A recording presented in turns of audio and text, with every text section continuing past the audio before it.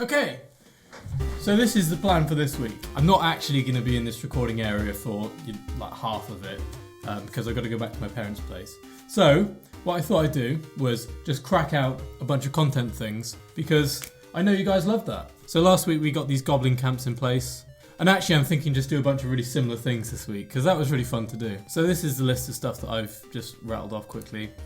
Swamp biome, which would be fun, and I think I could have different types of enemies spawn there as well in future. So I'm kind of thinking something a bit like that. Do you remember that swampy bit in Lord of the Rings where Gollum was like, "Nah." Just do a bit of that. So the beehives thing, I'm thinking maybe a little bit like Animal Crossing, you know, they just like fall out of the tree and it plays a piano chord. It's like, and I think there's going to be a bit of logic where the bees understand which hive they belong to, and if you were to go too near the hive or attack the hive, then they'll come and try and hurt you. And then some other stuff, like I thought maybe I'd have some trees that become fruit trees, and you know, if you get close to them, maybe you get some items. And the other thing is this graveyard biome, which spawns skeletons. So I'm thinking it would be just quite a small scale thing. It would kind of be like the goblin camp where it just like spawns a graveyard, maybe puts a little fence around it. I've already got skeletons in the game, so it wouldn't be too difficult to add. I'm kind of at the point with the game where if there's some feature that I'm looking at and thinking I'm not really sure it's fun, then I will just cut it. Speaking of which,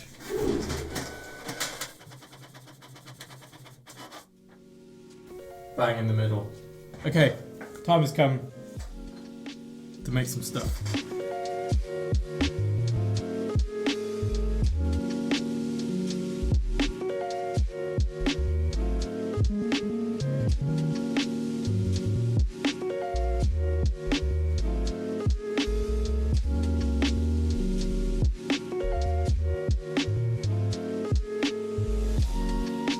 My boy. Oh no.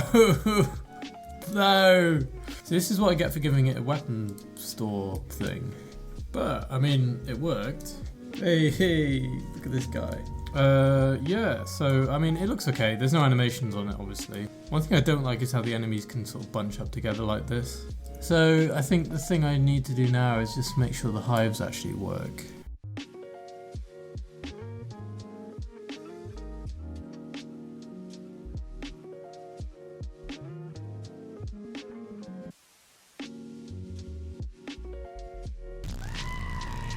Well, I'm working a bit on this beehive thing. It's caused me a lot of trouble. The main problem with it is that I want it to be an enemy.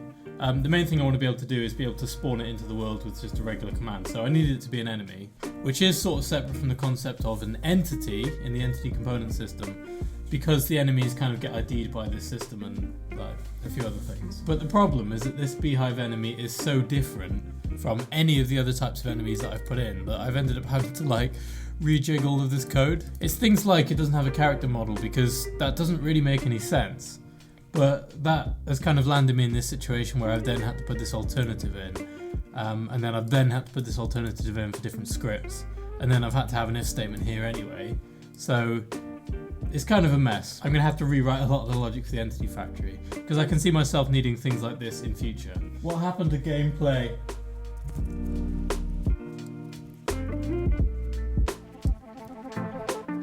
So here's my beehive.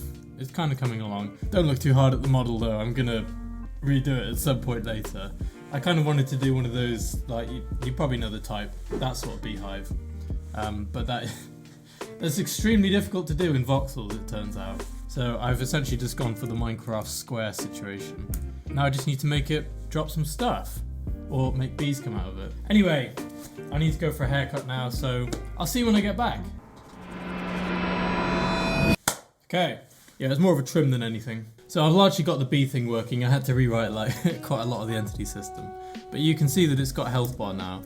So it follows the same rules as every other type of entity. So I can do things like spawn beehive, and it gives me a beehive. So that's nice, it behaves like regular enemies do. So when you get close to the beehive, as soon as you start doing damage to it, it'll produce a bee. Now, one of the problems I've got is that they kind of just like spawn in the hive. So if we do more damage to it, once it gets to halfway, it will then spawn another bee, but you see it's just inside the hive essentially. So I'm gonna have to work on that. I'll make some new items soon, just to highlight all that stuff.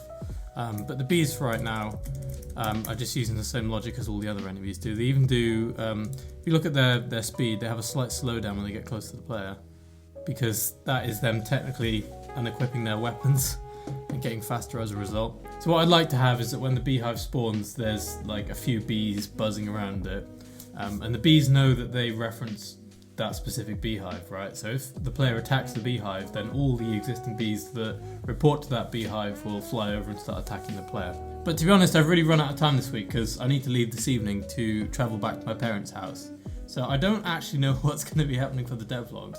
It's certainly not going to be happening here, but I think I'm just going to make that up as I go along.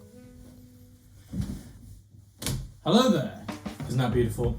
So I've kind of just been here mulling around for a little bit, but I thought I'd update you on the things I have actually managed to get done. So to start with, I made it so that goblins are actually hidden as part of the goblin camps until you actually stumble onto the goblin campsite. That was totally broken before. So as you can see, you can't see any random goblins off in the distance, but eventually when I bump into a goblin camp, you know, of course it's just my luck that the two campsites happen to spawn right on top of each other. The sun out there is super annoying. I just don't see why it can't decide what it wants to do and then just do it. So really the main thing of this week is that the beehives now work as I expect. So bees know which hive they belong to, and they respond appropriately if the player was to attack that hive. So you see they're sort of meandering around at the moment. They're passive until you actually do any damage. So when you've got your weapons put away, see how they just kind of get on with their lives? But then if I was to go over here and draw my weapons and then begin an attack on the hive, you can see how they all start to chase me like that. So that's kind of the interesting mechanic that I was going for with the bees. So another interesting thing is that whenever you do any damage to the hive, there's a chance for another bee to appear, see like that. And if I was to destroy the hive completely, then you get another bee. So quite a few bees, all at once. The cactuses now inflict damage, even though it's only a little bit. So like if I go through a cactus, ouch, I took some damage, even though it's not particularly obvious. And the other interesting thing is that now some trees randomly mutate in order to produce fruit. So if you walk up to the apple tree, then it produces an apple down here. One thing I haven't really got around to doing yet is getting the size to look correct. I'll get around to that eventually. And then you can then just go and collect the apple and it's an apple. So these sorts of little mechanics, even though they're only small, I think will add up to make something big in the long run. And to be honest, I'd like to have other types of fruit trees. I think that could be really interesting. And I'm probably going to start looking at systems like having palm trees which produce coconuts on the beaches. I also took this as an opportunity to just add a bunch of simple features that I kind of needed for debug purposes. So for instance, I've now got a right click tool which will allow me to teleport the player to any given position. So if I right click here, see suddenly I show up in the desert.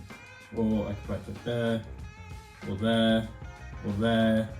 There's a lot of just kind of walking around to random places in this game, so that's going to be really useful for debug purposes. And this all exists within a file that's completely ignored by Git as well, so there's no risk of me adding any of these debug features accidentally into the game like I was doing before. The developer console's also seen a bit of an improvement, the main one being that you can bring it up in now a place that isn't gameplay, like this main menu screen. I recently added the ability to just check for certain scan codes, which was put in there for the developer tools that I was writing, so you could do like Control-Z and that sort of thing.